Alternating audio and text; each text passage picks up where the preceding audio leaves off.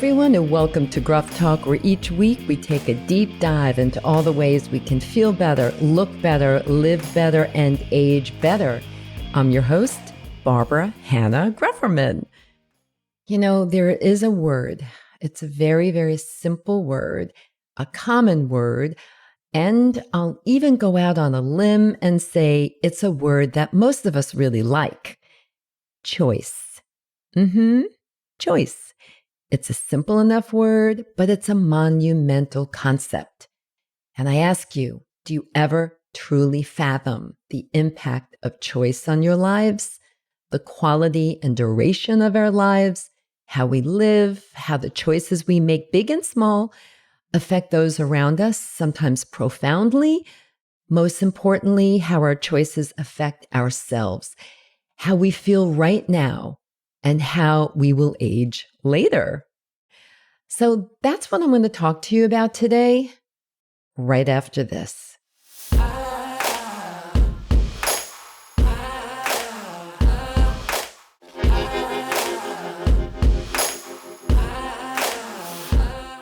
Think about the last time you made a choice, everyone. Some of you may be racking your brain thinking about the last time you resolved to choose between A or B, to make a decision, to actually affect an outcome. Think about it. Did you choose well? Did you choose smart? Did you choose in a way that made your life better?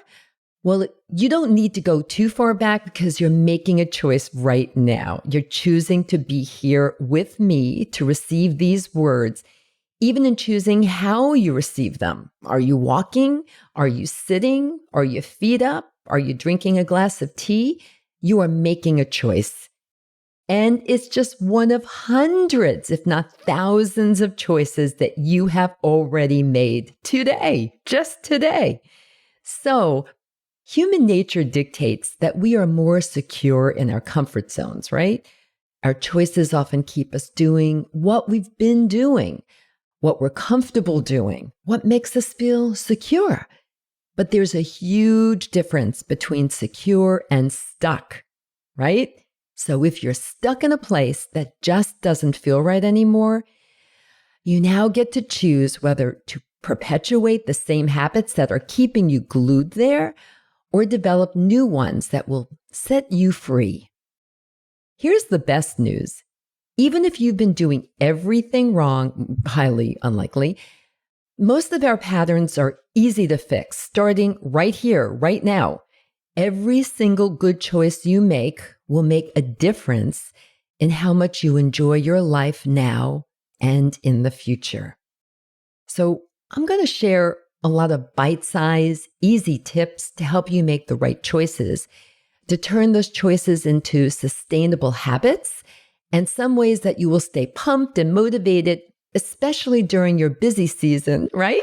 Which is kind of coming up. I mean, it's summertime right now, but September's right around the corner. And I think that's a lot busier time of year than January, than the start of the new year. So anyway, that's me. I'm really talking to myself now, because this will help you be able to function at your absolute best while also focusing on your own self-care. I like to call these simple steps self-care snacks, because most of them you'll be able to do in minutes, even though the benefits will last way, way beyond that.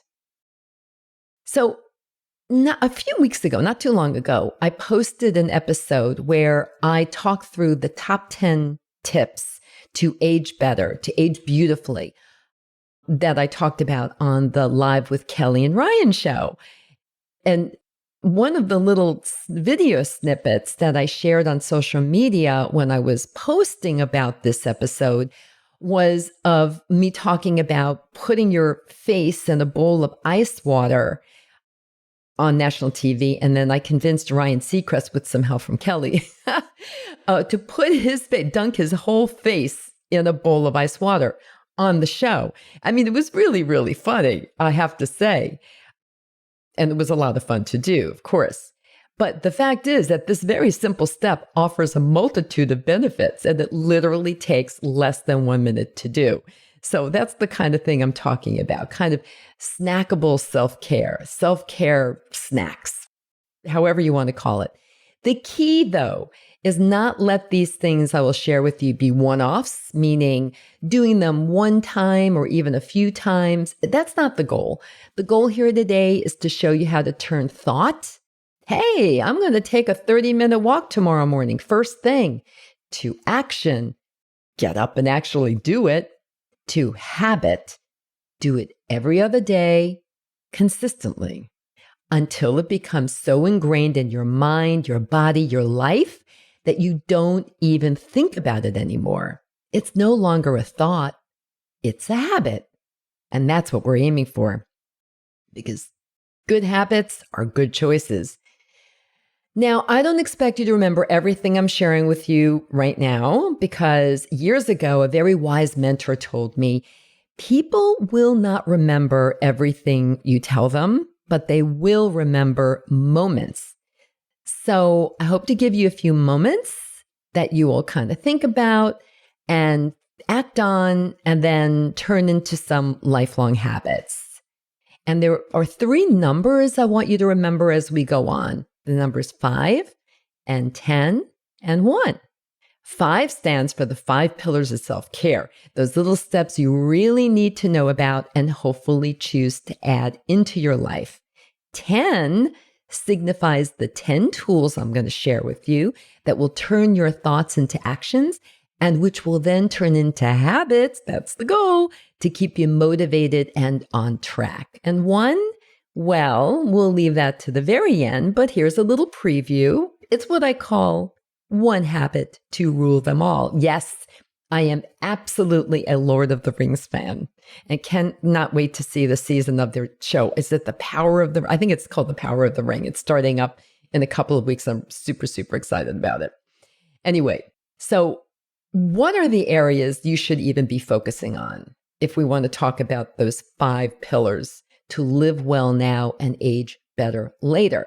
Well, I have been really fortunate to have interviewed hundreds of experts and real people like you about what works and what doesn't when doing research from my books, and now more currently when I interview experts for this podcast, which focuses solely on all the ways we can feel better, look better, live better, and age better, right? And now I am going to share the most actionable, sustainable, science-backed, and truly effective tools to take better care of ourselves quickly and efficiently. You should know, I think you do know if you've been kind of with me for a while, I'm one of those people who shares information only after I've actually done it, lived it, used it, ate it, worked out with it. My husband calls me the queen of empiricism. In other words, I am never going to recommend you do something or embrace a habit that isn't science-backed and Barbara approved. Rest assured, I walk the talk. So let's go. All right. All experts from all different disciplines and sectors and areas of scientific research agree on this one thing. There are 5 pillars we all need to focus on if we want to live well now and age better later. Pillar number 1, sleep your way to the top. Yeah, first of all, sleep your way to the top. Whoa, hold up. What were you thinking? Get your mind out of the gutter, everybody. This means sleep your way to the top of your game and being your best self. I have to attribute that to Arianna Huffington, who really pushed the power of sleep after she ran herself into the ground with work and literally fainted on the job, hitting her head, which changed her life. She wrote a best-selling book about sleep and really having, ways to kind of take better care of yourself. She laid out some pretty convincing scientific reasons why sleep is so important to our overall health, physical and mental. And then there's the high cost to missing sleep. Sleep disorders, sleep deprivation, and plain old sleepiness contribute to over, are you ready? $16 billion to the national healthcare bill. Add that to the estimated $411 billion a year in lost work or productivity in the U.S., and $31 billion a year in insomnia-related accidents, and it's clear we're spending a lot of money on our lack of Z's. It seems crazy that something as fundamental as sleep needs celebrity advocates like Arianna Huffington, but in our current achievement-obsessed culture, many people brag about how little sleep they got, as if chronic exhaustion is a badge of success. I was definitely that person until I read the science and talked to the experts. The fact is, we need quality sleep as much as we need clean air, healthy food, and regular exercise. And which is why I started the top 5 pillars of good health with sleep. The other shocking thing is that it's really only the last 50 years that experts understand what's really happening when we're sleeping. Until then, well, they assumed we were just conked out for a while. But we now know that could not be further from the truth. Here are just a few things we now know about what's going on before the alarm goes off. Our body repairs itself. We fight infection. Our brains literally get swept clean of debris, especially when you go into that deep sleep stage. Sharpens your mind, improves your mood. Of course, we're all grumpy if we're not getting enough sleep, of course. Helps create happy memories. This is an amazing benefit. Studies show that the ability to remember positive words and experiences deteriorates by 50% for people who are deprived of sleep. So I guess we can extrapolate from this is that those who don't consistently get good sleep might turn into Debbie Downers, right? Don't you think? Regulates our metabolism, which helps us to keep unwanted pounds off, and super duper important, quality sleep helps keep your heart healthy. Yep. Studies show that those who sleep fewer than 6 hours a night have an increased risk of heart disease by increasing levels of inflammation in the body. Who knew sleep could do so many things? But it does. And I'll share just a few kind of healthy habits, if you will, that really have helped me. Early to bed and early to rise, like Ben Franklin used to say. It actually does work, and studies have shown that to be true. When you get up in the morning, make your bed. You're much less likely to want to kind of go back into it once it's made. And it's really nice to kind of get into a well-made bed at the end of the night. Here's another thing. If you can, 90 minutes before bedtime, turn off the TV and the computer, put down your phone and your iPad. Unless, of course, you're reading a book. I tend to read most of my books on my iPad now, so I guess it's a little bit of a cheat. And then I write down everything I need to do the next day, but I also often will write a list of all the things I'm really grateful for. And I find that that is very relaxing for me. It really helps me to kind of slow down my mind and just be so grateful and just so happy with the people in my life who are just deserve my gratitude.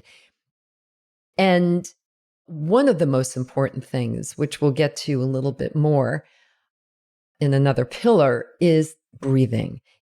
If you're having trouble sleeping, or if you wake up and you just can't get back to sleep, try the box breathing method where you breathe in slowly for 4, count to 4, and you hold it for a count of 4, and then you exhale for a count of 4, and you just keep boxing this breathing.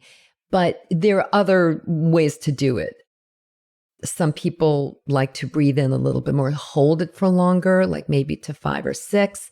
But find something that really works for you. But this kind of boxing your breathing, where the focus is on your breathing, really does help. Pillar number 2, eat food that fuels your body. As the writer Michael Pollan once said, he said this, I think it was back in the 80s, when he wrote his book. Oh, he's written many books.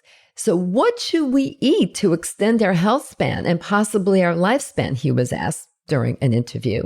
His answer continues to make sense.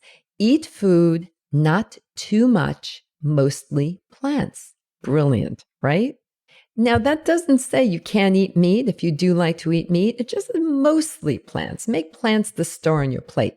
What you eat can either shove you onto the fast track to old age and possibly obesity, or lead you onto the path of a long, healthy life. And the difference is in the choices you make every single day. Unfortunately, our society's relationship with food not only makes it easy to become simultaneously overweight, unhealthy, and undernourished, but also makes it hard to develop better eating habits later in life. For sure, harder, but definitely not impossible. And really, it's quite simple. Stop buying and eating processed foods. It's the worst possible category of food you could eat. Every single study has shown that. Make vegetables of many different colors the star of every plate, and then eat a little protein for balance. Change when you eat protein. Most of us should be getting between 30 and 40 grams of protein at every meal, but many people don't get adequate supplies of protein until late in the day at dinner, often starting off the day with either no breakfast at all or a sugary donut or something like that. By not having protein early in the day puts us on a protein deficit, which can contribute to muscle mass deterioration. You really don't want that. We want our muscles to be strong and our bones to be dense as well, of course. But solution, eat protein at breakfast or as early in the day as possible if you're not a breakfast eater, and try to keep protein spread throughout the day. Add fiber into your meals every single day. Longevity experts now believe that fiber is the secret weapon in the fight against diet-related diseases. Can you believe that? It makes us feel full with fewer calories and keeps our digestive tract humming along. Fiber also lowers our cholesterol levels and stabilizes our blood sugar levels. Best sources of fiber include vegetables, fruit, whole grains, and beans. I've added a lot of beans. I'm a real fan of cannellini beans in particular to my meals in the last couple of years, and it's really made a difference. You can also add a tablespoon of flax seeds into whatever it is you're cooking for added fiber. And, stop eating empty calories and drinking empty calories like sugary sodas. You just don't drink them. And diet sodas really aren't that great either. The easiest way to eat better is to follow the Mediterranean diet. I think we've all been hearing this for years, but it's true because it really does work. It's consistently voted the #1 healthiest way to eat every single year. Start snacking on things like nuts and seeds. If like in the afternoon you need a little kind of something to munch on, go for the nuts and seeds if you can. And here's the last tip. And I actually got this from a lot of different people who have been on the show this past year. Eat 4 to 6 prunes a day for fiber. And bonus, prunes have been scientifically proven to lower inflammation, which is a major cause of many, many common diseases. And because of the lowering of the inflammation and then some other reasons, which I don't think they're even clear about yet, they also help protect bone density. So a lot of reasons to eat prunes. If you've not been eating prunes, or if you haven't really been having a lot of fiber in your diet, you may want to start with 2 prunes and work you up to 3, but end up going with 4 to 6. Now remember, there is some calorie here, so just take that into consideration. Maybe cut back on something else if you're going to be adding in some prunes. Pillar number 3. Well, you knew this was coming. All roads lead to moving more. If for some reason you only remember one thing from me chatting away today, please let it be this. Moving your body throughout the day is the #1 best medicine you will ever take. In fact, more healthcare providers are actually prescribing moving more, actually prescribing it instead of actually, an actual pill. Yep. It took me a while to come to this understanding. Now, my details might be different than yours, but we've all been there. We've all had life throw monkey wrenches right at us. But I'm telling you, you don't have to stay there. For me, changing my life began with a single step, literally a step, as in one foot in front of the other. And that first step put me on a path towards a happier, much happier, healthier, and what I hope will be a longer life. And let me tell you how it started. It all started And many of you have heard this already, so I'm going to keep it really short. But it did start with the day that I was kind of feeling, oh, where the heck do I belong in this world now that I'm 50 and I'm gaining weight and I broke my arm and I shouldn't have, and I'm not as strong as I was, and on and on, and a real pity place. I mean, a pity party. And so there we were, not feeling so great about myself. And my husband and 2 daughters were standing on the corner of First Avenue watching the New York City Marathon go past. We happen to live right at mile 17 and a half of the New York City Marathon course. And one of my daughters was holding up a sign for a teacher who was running that year. And I was just amazed by the people who were running by. People, men and women of all ages, from every walk of life, of every size, every shape. I was in awe at their determination. I was amazed at their sheer athleticism, and I was frustrated with myself. How can anyone run 26.2 miles? I thought. I mean, I couldn't even walk that far. And then something happened, something quite magical, something shocking. And I still kind of can't believe it when I think about it, when I retell the story. But out of the blue, my younger daughter blurted out these words, I want to hold up a sign that says, go, Mom, go. One of these days, Mom, one of these days, I want to hold up that sign. Everybody stared at her, and then they looked at me.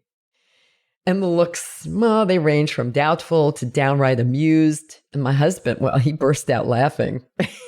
But at that moment, my daughter's spontaneous outburst became my own personal siren call. I turned to her and before I even knew what I was saying or committing to, I said, I don't know how and I don't know when, but I will run this race. I promise.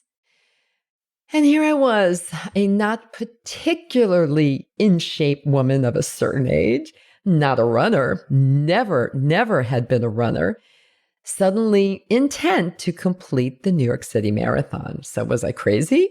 I didn't know the first thing about training for a marathon. So where do I begin? And here's what I did. I started walking every day. Short walks at first, then little by little. My walks started getting longer and I was getting faster. I added in some slow running. I'd walk a bit, then run a bit, walk, then run, walk, run, kind of walking and running. And everything became faster. I finally worked up to like a 50-50 split between running and walking, and then eventually running mostly with a few walk breaks. And from the beginning, I committed to 2 things. The first was consistency. I made a plan on Mondays, Wednesdays, and Fridays. After I got the family out of the door and before I started my work, I'd put on my sneakers, put on my earbuds, and off I'd go to Central Park and go for my run. It was non-negotiable. In the same way that I had kept up my work appointments and my daughter's school activities, I stuck to the schedule, which was for me. And then something magical happened. My one new habit that I chose sparked a few others. I ate better. Once I started getting regular physical exercise, I was inspired to fuel my body with better food, resulting in more energy, lost pounds, and of course, improved overall health, right? I then slept more and better. Because I was more active during the day, I was more tired at night. And this simple shift caused me to go to sleep earlier and sleep better, longer, and deeper, which in turn helped me feel more alert, upbeat, and energetic than I'd been in years. And then I got stronger. I became interested in strengthening my body so I could be a more powerful runner and created a daily habit of doing push-ups and planks and squats. My muscle tone firmed up and my entire body looked and felt younger, I have to say. And bonus, I was doing a great job at fighting osteoporosis. And as you all know, I'm on the board of the Bone Health and Osteoporosis Foundation. And we have the New York City Marathon team called the Be Bone Strong team, which I'm very proud about. I was helpful in creating this team, and I serve as the team captain. Anyway, I do digress. And as my good habits that I was choosing slowly started to create momentum, I realized that My former grumpy, frumpy, lumpy state of being wasn't the inevitable result of getting older. It was the inevitable result of continuing to make the same unhealthy choices I'd been making for years. Do you see the difference? Choices like putting everyone else first for so long that I felt perpetually stressed, rushed, and overwhelmed. And it led me to other choices like driving instead of walking, binging on Netflix instead of turning in early, grabbing fast food instead of cooking, and on and on. All those little, seemingly insignificant choices I was making day after day and year after year had turned into habits that had commandeered my life. And worse, no question, were aging me prematurely. But once my running habits snowballed into a better diet, sleep, and attitude, it was as if the clock started turning backwards. I lost weight, found my waistline again, stood taller, had more enthusiasm and better skin, more confidence. I smiled much, much more. I made a lot of new friends along the way too, helping me to create a community of like-minded people. Thanks to my daughter's crazy idea, I'd finally gotten inspired to swap my get old fast mode for my new live better, longer habits. And they were working. I know I'm not alone in having built up bad habits over the years. We all have them. And some might have even worked for us in the past. Yeah, sure. But the truth is that many of us are doing things every single day that are undermining the very things we want out of our lives to feel healthy, happy, and productive for as long as possible. Why do we do that? Usually because we either don't recognize the problem, are afraid to change, or simply don't know how to make choices that are a much better match for us now. Heck, for years I was wearing makeup that made me look older than I was just because, well, I didn't know any better. But I'm living proof that the little actions we take every day don't stand alone. They all combine to determine how good we'll feel today, tomorrow, and in 5 years. In other words, we need to invest in ourselves now to have the life we want later. While it's never too early or too late to let healthy habits into your life, you have to choose them over and over again, every single day. After I took that first small step towards taking better care of myself, my life changed forever. It really, really did. I was physically, emotionally, and spiritually recharged. But one of the most important results was that I fulfilled that promise that I had made to my daughter. After a few years of building my health, strength, and stamina, I felt ready to do the very thing I never thought I could, run all 26.2 miles of the New York City Marathon and enjoy every single second of it. I never felt more proud or powerful than I did that day until I did it again a few years later. And then again, a few years after that. And yeah, I'm still doing it. In fact, I'm training for my 16th marathon, which will be the New York City Marathon on November 5th, along with the Bone Health and Osteoporosis Foundation Be Bone Strong team. Very, very excited. Who knows? Maybe running marathons has gotten to be a habit. Now, I told you the story not to try to convince you to run a marathon. Oh, no, or a half marathon or a 5K or even to run at all.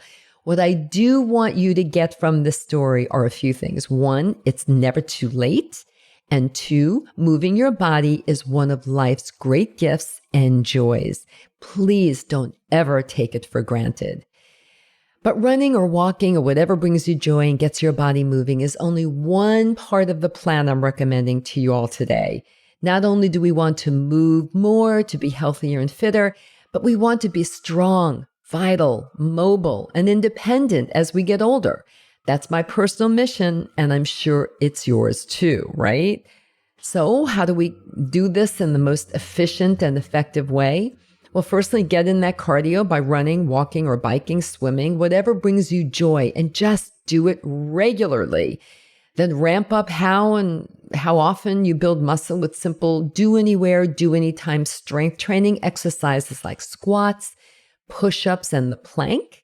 And why is this important? So many reasons. Studies show that strength training helps keep your brain sharp, blood pressure lower, and super important, keeps muscles strong and bones dense. And you want strong muscles and bones because you don't want to fracture if you fall.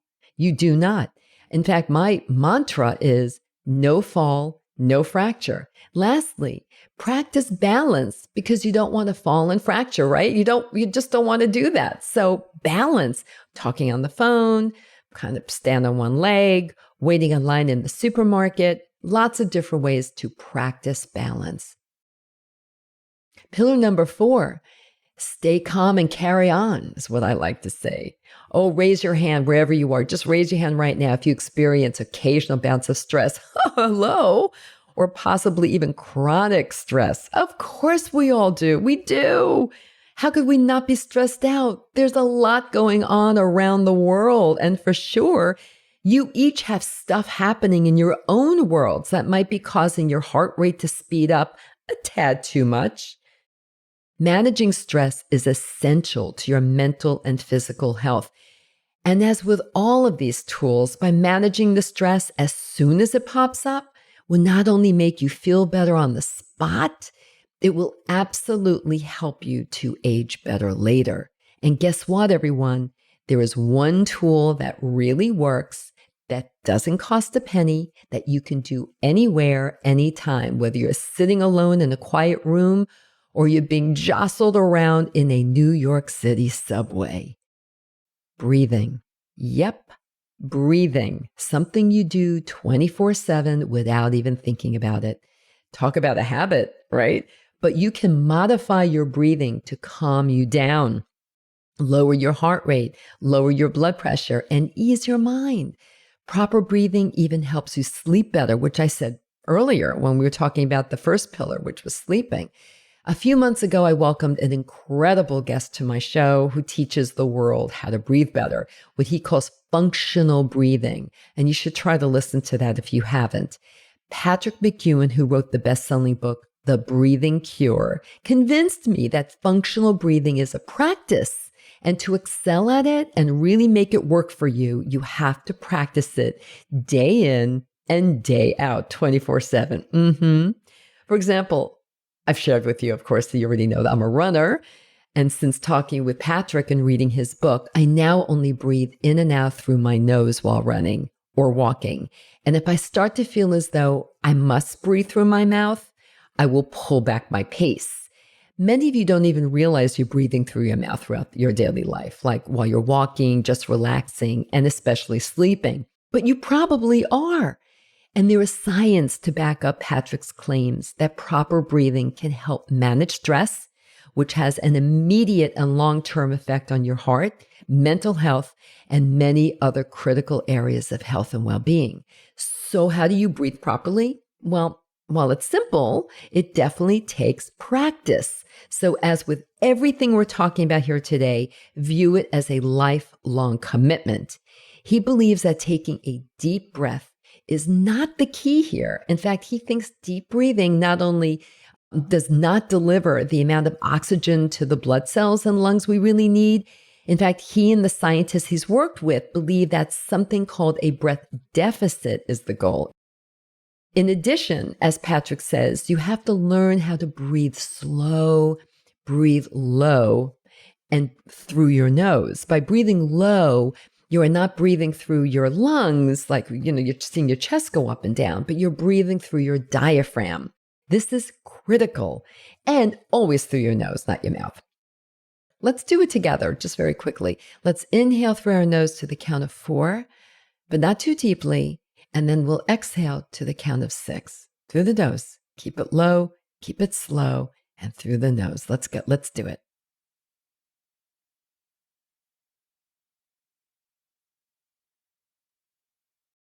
And if you're having trouble sleeping, which can happen if you're in the throes of stress, try this. As I said, breathe in to the count of 4, hold to the count of 6, exhale to the count of 6. Yeah, it really, really does work. Breathing is at the very core of our being. So doing it properly so it works for you instead of accelerating your stress should become a daily practice. Not only can you practice better breathing to manage stress, but you can use this other handy dandy tool, gratitude. Gratitude helps you focus on what you do have instead of what you don't. And research, lots and lots of research, has confirmed that gratitude is an essential element of mental and physical health because it helps you sleep better, increases productivity, strengthens your immune system, and definitely lowers levels of stress. And here's something amazing that is science-backed. Because so many people in relationships, whether it's a romantic relationship or friendship or family relationship, feel under or unappreciated, the simple act of saying thank you, even for simple things, can change everything. Try it and see how it works for you. And pillar number 5, connect to people who bring you joy. Oh, and disconnect from those who don't. There are an abundance of studies showing that having people in your life who care about you and whom you care about is essential to your long-term well-being. Maintaining connections and friendships throughout life is a practice that we should all be doing each and every day. And this is one area in particular where I say to the men who might be listening, or you can say to the men in your lives, guys, generally speaking, you all tend to keep your worries and concerns to yourselves, whereas women often call on their girlfriends and other women in their lives to help them solve the problems, or at least talk them through. So being more open and connected is definitely a habit that women have cultivated, and definitely one that you should follow too. Yeah, this is one reason why women do tend to live longer than men. It's the number one social reason why women live longer than men. So those are really clearly the 5 pillars of good health. And then there are 10 ways that I like to talk about that will help you stick to your goals and really kind of keep you on track. And this is where the number 10 comes into play. I'm going to just go through them very quickly because I've actually done a full episode about the 10 tips to stay on track and to keep yourself motivated with your new habits that you've chosen. But I'm just going to list them here. One is to set a goal. Set a goal, whatever it is. My goal at that time, way back when, was to run the New York City Marathon. Well, the rest is history. Number 2 is tell the world. Once you set your goal, blast it all over. Tell everybody you know. It's an accountability thing. That's a really strong psychological tool. If people know about it and you know that people know about it, you'll be more apt to do it. And they also maybe will cheer you on to be like your cheerleaders. Number 3, treat your goal like a meeting with your most important client. Put the time you need toward your goal. Put it on your calendar, schedule it, because if it's not scheduled, if it's not important, if it's not an important appointment with yourself, it will not happen. And number 4, take baby steps. I didn't start off running a marathon. I started off walking slowly. And then, I built up to running that marathon. And then one led to another. One good habit, which was this, running and moving my body more, led to some others. Number 5, give it 3 months. I know we're all impatient, but new habits don't form overnight. They take time. So the only way an action can truly become a habit is when it's done so regularly and consistently that it insinuates itself into your life. So do it for 3 months. Give it 3 months or 90 days, whichever sounds better to you. Number 6, set yourself up for success. You know what I mean? Like put the sneakers next to your bed. So in the morning, that's like the first thing you might see. Things like putting healthy foods into your house. Buy fruit and vegetables. Don't buy the processed foods. Just set yourself up for success. That's what we're looking for. Number 7, remember the rewards that you're getting. Remember, it's a lot easier to stay motivated if you know why you're doing something to begin with. For example, if you're determined to add more moving into your life, pay attention to how you feel during and immediately after the workout, whatever it is. Think about how your future self will benefit also. Number 8, this is so amazing to me, but one goal begets another. I started running. I started walking. I started running. And you heard me say before, as a result of the running, I started eating better. I started sleeping better. I started paying more attention to what I ate. And I started doing strength training. It all connected. But, you could be overwhelmed if you say, I want to do all these things right now. I want to, just have a big upheaval of my life. You don't really need to do that. Start with your foundation goal and the rest will follow. Number 9, compare and contrast your progress, right? I mean, if it's a matter of taking a photo of before and after, if it's weighing yourself, if it's measuring your waistline, if it's how many hours of sleep you get or how many minutes of deep sleep you get, whatever it is that your goal is, do a here, where are you now and where are you after 3 months? Again, give it 3 months. And number 10, be number 1. You've heard me say this before. I had the great fortune to interview Diane von Furstenberg for my first book. During our conversation, she said to me, Barbara, I love my husband, kids, and grandkids unconditionally. I love them, but I love myself even more. Sound selfish? It isn't, she said. It's smart. And she was right. You've got to put yourself number 1, at least sometimes. All right, now we're going to end up with the number 1. As I said before, remember the 10, 5, and 1? Number 1. Yep.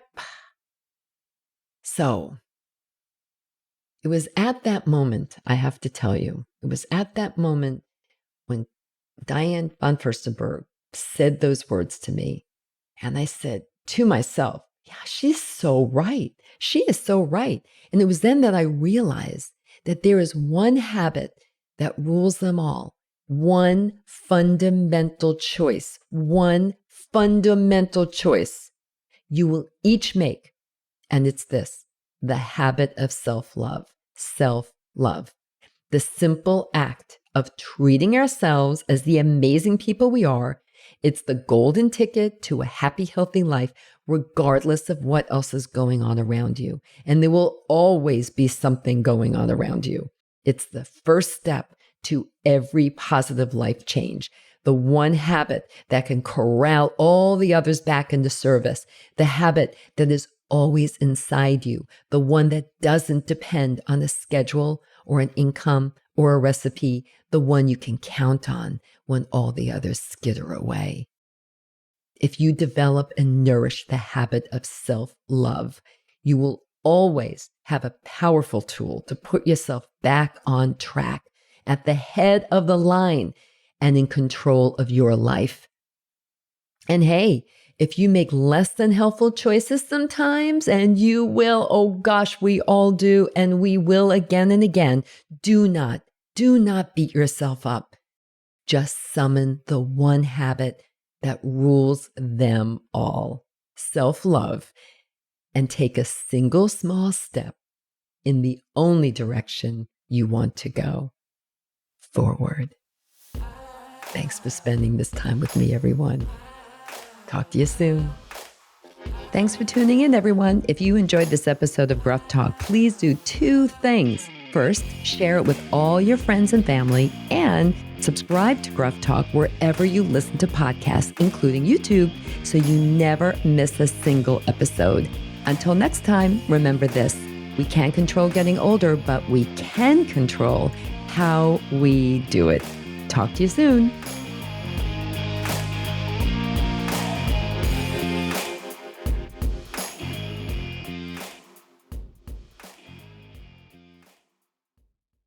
Age Better Podcast is a proud member of the Sound Advice Network. Sound Advice, women's voices amplified.